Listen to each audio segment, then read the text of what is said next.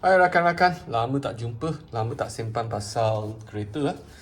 Okay, saya tak tukar kereta lagi. Saya masih pakai Mazda CX-5. Saya masih mencintai kereta saya. Ya. Tapi mengapa pergi buat survey? Sebab bini lah dia nak upgrade sikit. Sekarang dia masih memandu Elmira yang dah 12 tahun. Bagi saya fikir 12 tahun lah. So dia memang nak upgrade sikit kereta dia. So budget dia tahulah bini kan, kadang-kadang tanya dia budget, dia pun bagi you banyak jenis jawapan sampai saya pun tak tahulah dia nak apa kan. Tapi kita dah tengok lah, belum buat keputusan. Kereta dalam lingkungan 130 sampai 90 lebih. Yang itu selepas diskaun. Okey. Biar saya buat sikit penjelasan lah. Saya nak start dengan ini salesman dia, salesman yang bagus, friendly. Tapi itulah, saya mula semalam adalah hari Labor Day. Memang holiday, tapi kebanyakan showroom buka lah. So dia orang pun rajin sekarang nak dapatkan sales kereta yang pertama saya pergi cuba tengok dan dapatkan penjelasan.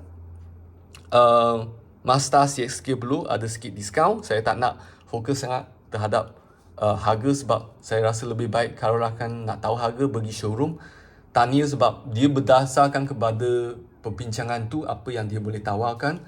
So suka untuk saya nak jelaskan semua tu, tapi dalam lingkungan 125 lah boleh dapat. Tapi CX-30 standard lah, yang memang basic gila spek dia. Dia tak ada advance ADAS lah. Dia tak ada ADAS, dia tak ada advance safety feature, tak ada, memang tak ada. Yang ciri-ciri keselamatan yang modern dia tak ada, tapi dia bagi leather. So dia ada stok putih, ada hanya berapa biji. Tahun 2025 memang dalam pertimbangan sebab semasa bini saya memandu, dia memang suka sangat pemanduan dia. So saya dah memandu CX-5 saya 7 tahun. So bila saya memandu kereta tu, best lah. Dia 2.0 dan apatah lagi dia agak rendah sikit. So bila saya memandu tu, memang sport, memang selesa, senang nak pandu. Bukan skrin lah, cermin depan dia memang luas, best. Okay, selepas tu bini saya cakap, bagilah diskaun sikit. Salesman tu pun cakap, mengapa tak nak pertimbangkan kereta Mazda 3. Mazda 3 yang 1.5 tu. Inilah harga dia. Saya dah cuba Mazda 3 sebab saya dah memandu Mazda CX-5 2.0. So bila saya duduk dekat Mazda 3, walaupun dia ringan, saya tak tahulah berapa ringan dia, rakan-rakan boleh cuba periksa daripada Google ke, pakai AI ke. Dia memang ringan, tapi untuk saya CX-5 2.0 kuasa dia masih lebih kuasa dia, kuasa dia berbanding dengan berat dia, dia masih lebih baik daripada Mazda 3 1.5. So selepas saya cuba kereta tu, saya memang minat sebab handling dia bagus, sebab dia rendah kan. So memang bagus. Tapi bila saya push kereta tu, saya rasa macam kereta tu ada sikit kesukaran. So berbanding dengan CX-5, saya tak suka sangat feeling tu, perasaan tu. Saya masih rasa kalau dengan harga ni, baik I ambil CX-30. Itu lagi best dari segi pemanduan dia, engine dia. Okay, lepas tu okeylah, fikir nak balik, nak bagi Honda, nak tengok HRV kan. Tiba-tiba dekat Glen Merlin saya jumpa benda ni. Ini racun dia, BYD.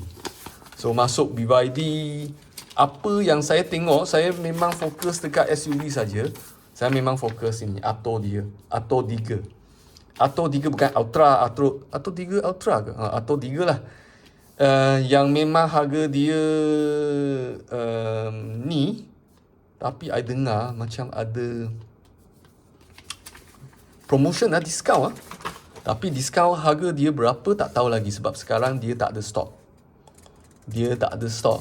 So I dengar Kalau tak silap lah, okay, Amoy tu cakap dia ada 25,000 diskaun.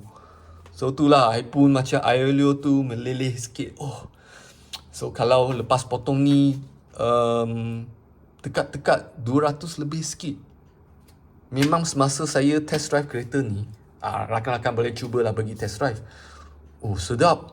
Mengapa saya cakap sedap? Okay, saya dengar yang kereta tu kosong ke 107 point something saat. Okay, so maksud dia kereta dia memang power. Yang saya rasa tergagum bukan sebab power dia, sebab kereta tu berat dengan power yang dia ada tu. Memang kereta tu rasa macam pakai kereta dia lain dengan CX-5 tau. CX-5 tu stabil, pemanduan dia best. Tapi kereta dia bukan macam CX-5. Dia macam kereta konti sikit. Dia berat. You rasa dia steady. Pakai kereta yang steady. Kan? So itu rasa dia memang best. Dekat dalam dia memang futuristic lah kan. Semua advance. Screen besar. Yang dia punya speedometer dia yang kecil dekat dia punya steering wheel tu memang comel lah. So rasa dia futuristic sikit lah. Dan itulah kereta tu cas sampai 100 boleh pergi 400 lebih kilometer. Mungkin untuk bini saya boleh. So ini harga untuk installation. Dia punya charger 1,000 lebih. I think ini charger je 1,900, tapi dengan installation mungkin dekat 2,000. So kena tambah lagi 4,000. Tapi saya ada seorang rakan yang pakai BYD yang paling kecil tu dulu. Saya tak ingat lah apa model dia, ada tak dekat sini. Dia serupa dengan Atto 2 lah, tapi dia kecil. Kan, dia pun pakai yang charger mobile yang dia bagi tu. Dia seminggu cas sekali, tak ada masalah. So saya pun mungkin bercadang nak buat macam tu. So itulah pertimbangan yang kedua. Memang futuristic gila. Memang kereta tu rasa berat, stabil, power dia cukup. Okay, selepas tu saya pergi tengok kereta apa. Honda. Semua salesman yang saya jumpa semalam tu friendly gila lah kan. Mungkin dia orang memang nak sales. Honda, saya hanya minat dengan HRV yang spec turbo. Sekarang dia bagi 11,000 diskaun. So itulah apa perasaan saya. So kereta ni turbo memang power lah. I tekan saja dia pergi, dia pecut. Lain Mazda yang CX-3 pun tak sekuat tu. Itu perasaan saya. Tapi dari segi handling, tak boleh banding lah dengan CX-30. Handling CX-30 tu memang saya suka sangat. Tapi handling HRV tu not bad. Dia punya steering I rasa berat sikit lah. I tak tahu mengapa. I rasa steering dia ada berat sikit. Mungkin setting dia I tak pasti. Tapi dari segi keluasan dia memang tak boleh banding lah. Dekat dalam tu lagi luas. Tapi tempat duduk dekat tengah tu I rasa macam kurang sesuai sikit. So kereta tu kalau nak duduk 5 orang, memang suka sikit. Tapi itulah yang spek yang ni yang saya memang minat tu. Selepas diskaun semua 111 lah. 119,000.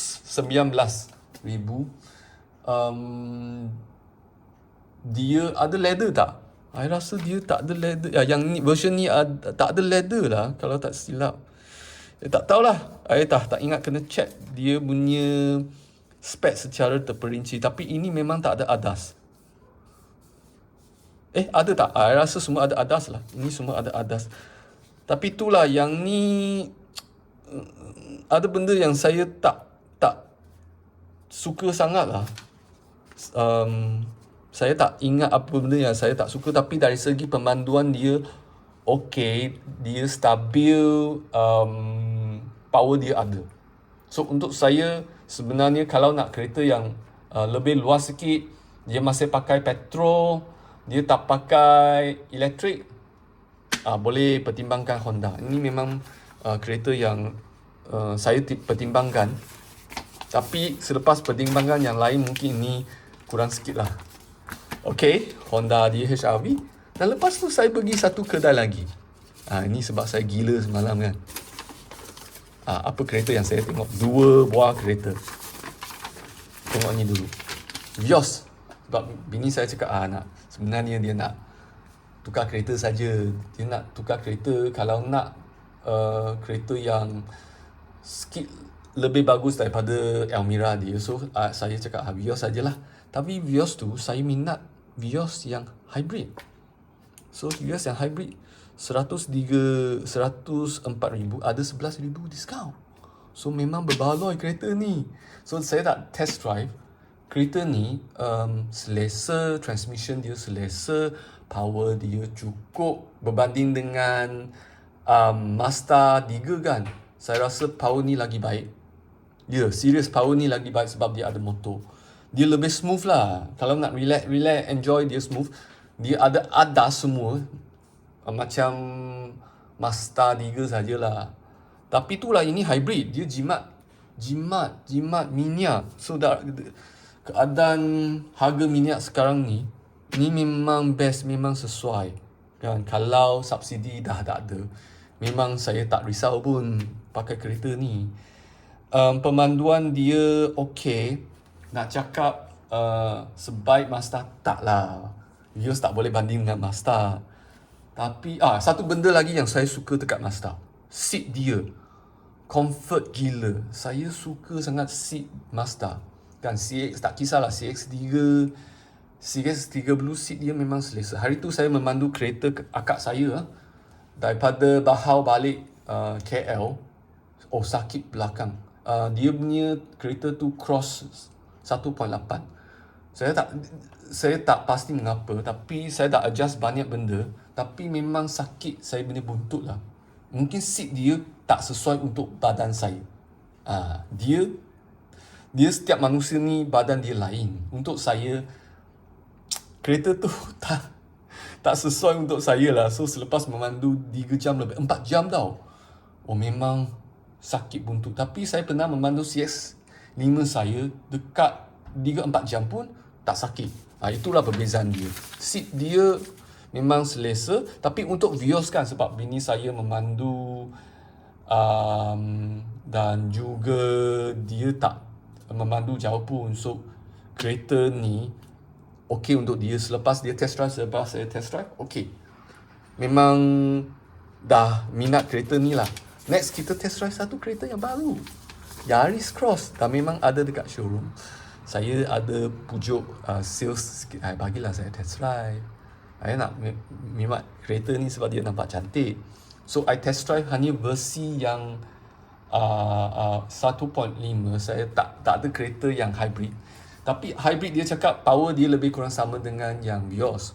So selepas saya dah test drive kereta ni 1.5, inilah perasaan saya lah. Mungkin lakan lain tak sama kan. Saya tak suka sangat pemanduan dia. Sebab saya memang pemandu yang agresif kan. Kalau perempuan yang memandu macam bini saya, dia memandu, dia cakap okey je. Tapi bila saya memandu, saya corner sikit, di body roll dia kuat lah. Untuk saya kurang selesa sikit untuk saya lah. So dalam semua kereta yang saya memandu kan, Yaris Cross ni saya yang paling tak suka sangat pemanduan dia. Power dia pun untuk saya tak boleh lah. Sebab mungkin kereta ni berat kan. Dia punya enjin tak sama dengan enjin Mazda.